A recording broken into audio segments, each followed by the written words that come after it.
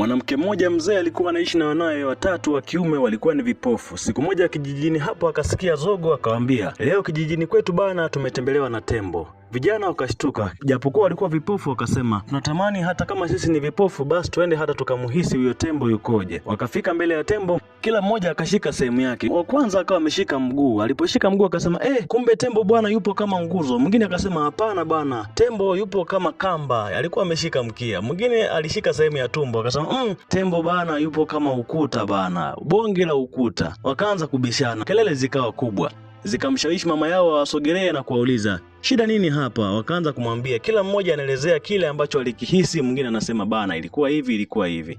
Mama akatabasamu akasema kila mmoja yuko sahihi. Wakatulia kidogo kwamba mama anasema nini tena.